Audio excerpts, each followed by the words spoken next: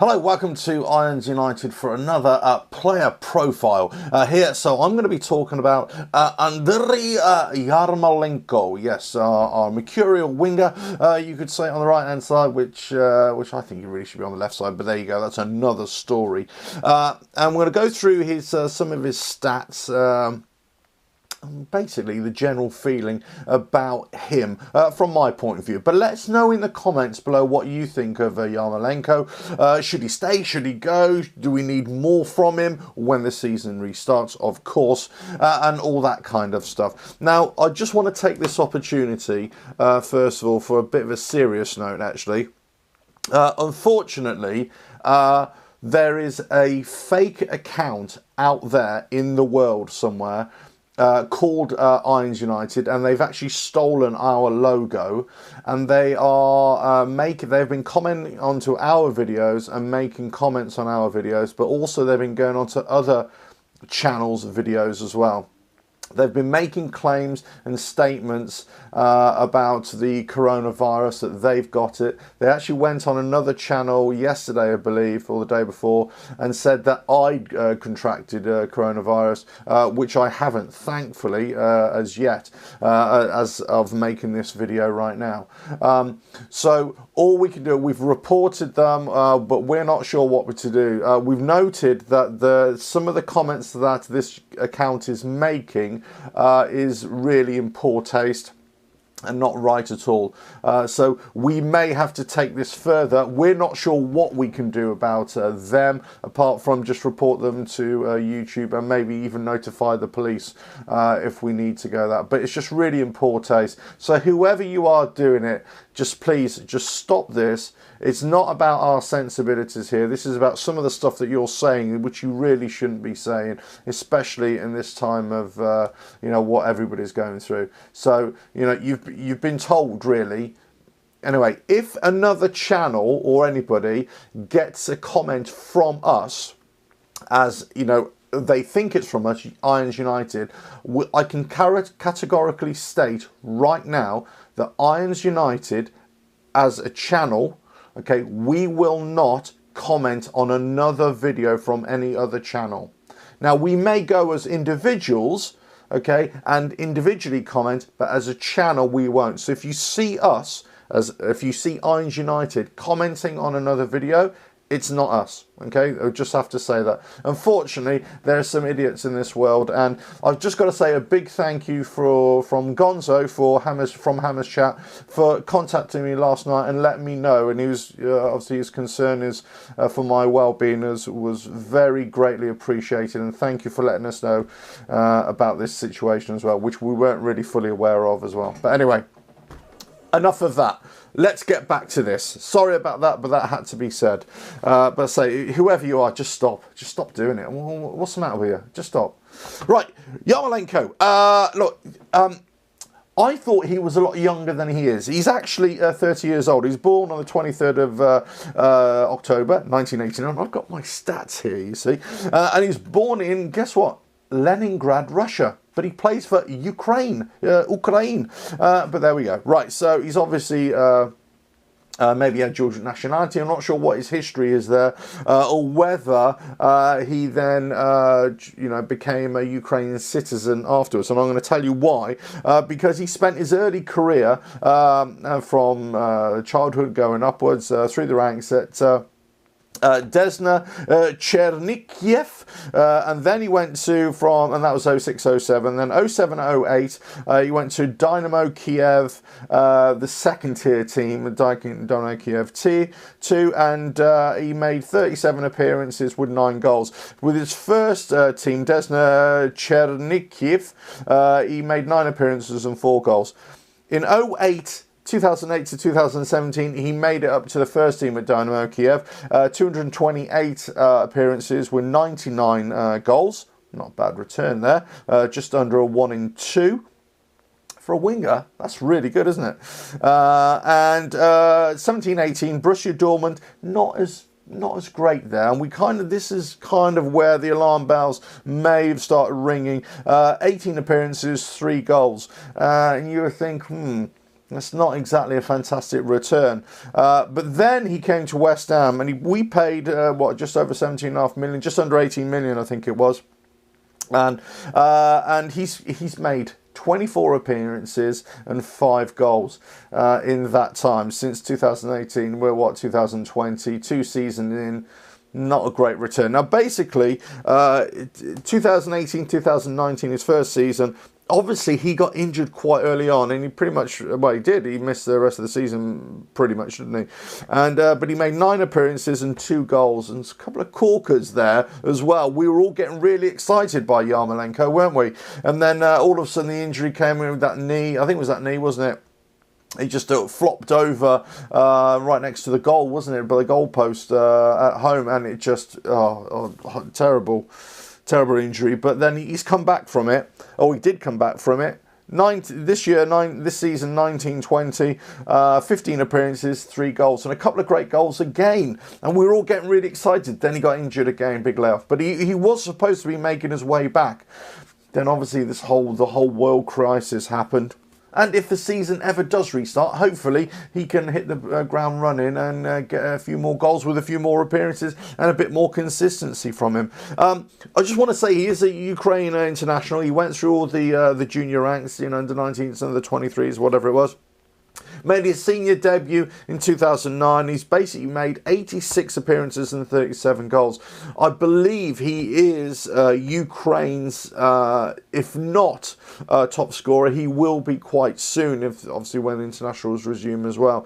And he's right up there with Shevchenko as well, in terms of how much high regard he's held within his country as well. I assume in his early life, then he must have moved to Ukraine, and then once started playing with Donna Kiev, he's then obviously changed his nationality to play for Ukraine. It's all fair enough. Now, lots of stats there and everything like that. I think one of the things for me, and let me know in the comments below what you think about Andrei Yarmolenko. I actually think he's a great player, but he doesn't have a lot of pace. And let's forget about the injuries and everything, that kind of thing. I just want to know how effective he's going to be under Moyes or any other future manager, and how many years we got left with him. He's 30, maybe 2 or 3 seasons if we're lucky, but his injuries already. And we do tend to attract players with injury records, don't we? But is he really going to be that productive on that right-hand side? And, is he going to be a starter in the start 11, or is he going to be, on the substitute bench and maybe used just as an impact player? The problem is Yarmolenko, he's not really much of an impact player in terms of pace, because he hasn't really got a lot. He doesn't seem to demonstrate it. That's I suppose, more the point. He plays on the right-hand side, and basically you could read him like a book, because he just cuts in on his left-hand side the whole time. Now, in that position, you could say, well, it's either going to be Yarmolenko or Snodgrass, as we are right now. But then, obviously, we brought in Bowen. Bowen can play there. He's, for us, one of those players who can really, give us a little bit of spirit and a bit of a fighting chance. So where does that leave Yarmolenko? Well, actually, I've always said that Yarmolenko, I want to see him on the left. Make him be a left-sided player, and let's forget about his ability to score goals. Let's talk about his ability to deliver the ball in the box. Can he swing a left leg from the left-hand side? Can he put some crosses in for the likes of Antonio Haller, who might be in there? I think actually that's where his best position will be. I know he's a right-sided player, but we've got to work a way, or find a way, of getting Yarmolenko back into the team, and also making him more productive over the players that we've already got. Now, you could argue, where does that leave the other players if we start shuffling him around? But I think we've got that option with him. If we're going to use Bowen on that right-hand side, or up top, or wherever we start to use him, and we're going to use Snodgrass over that side as well, or maybe we bring Snodgrass into the middle to overtake what Nobles has been doing, or did do, give him some when I say rest, you know what I mean. We don't play him every game when the season restarts. Then maybe that's where we need to find Yarmolenko. Personally, I think Yarmolenko is a great player. He's a great talent. I just don't, the injuries that he's had with us hasn't really been great. I mean, in the club were reportedly not very happy, or they kind of regretted buying him for that money. But I think that soon shut him up in the first season when you could see the talent that he had. But the injury, obviously he can't help an injury, but that hurt him and it hurt us. This season, again, he started off with some, half decent performances. In a difficult season, let's not forget that it's a difficult season. We haven't performed well as a team at all, but he could be the player when we get some consistency that could actually start producing for the team as opposed for himself. And I'm not saying he's a selfish player, but what I'm saying is, you read him like a book. He's on the right-hand side. He cuts in on his left. Yeah, he does do a bit of delivery. He does, but, it's not really... he's not serving the other players that much. He's going to cut on the left hand, cut in from the right hand side onto his left, and he's going to try and drive in and score a goal. Yeah, maybe that's fine, but maybe we need to use him in a different way. Personally, I would not like to see him sold.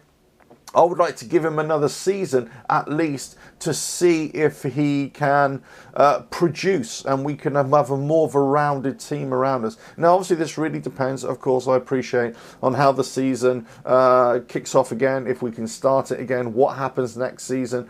All the dominoes have to, fall into place, as it were. But I think Yarmolenko is going to be one of those players for us that actually can make us a more balanced side, but it really depends on Moyes and the manager of the day, the coaching staff, whether they can put him in the right position at key moments in the game. If he's going to be on the subs bench, okay, then does he come on the right, or do you just use him on the left? I've always said put him on the left. Put him on the left. He can, be more creative there. And we do suffer with, poor quality crosses from the left-hand side. Whilst we've got right-hand side hasn't been too bad. If we can get the left-hand side sorted as well, we'll have a bit more balance there. But anyway, let us know what you think. Let us know how you think about Andrei Yarmolenko. What do you think of him? Should he stay? Should he go? Where should we play him on the pitch? Should we paid all that money for him and all that kind of good stuff? Oh, I've just realised my hands are all dirty, but there we go. That's what you get from working in the garage. Right, anyway, what shall I do? I suppose go and have a cup of tea. Right, catch you again on the next video, our next player profile, I suppose, and lots more videos coming from us. And say, once again, thanks for the heads up on that fake channel, and say, just be aware out there, because there are some idiots saying some silly things. Just want you to protect yourselves, keep yourselves separated from other people. That's really important. Follow the guidelines from the government. This could get worse. This is likely to get worse for everybody. So just really take care of yourselves and don't go out if you don't have to. Just stay away from people. That's the most important thing. Right. Please like, share, subscribe, all that kind of stuff, and check out more videos coming soon. Click that bell next to the subscribe button, and I'll catch you again on another, player profile, grumble, oil show, or West Ham Confidential on Irons United, the real Irons United. Ta-da now.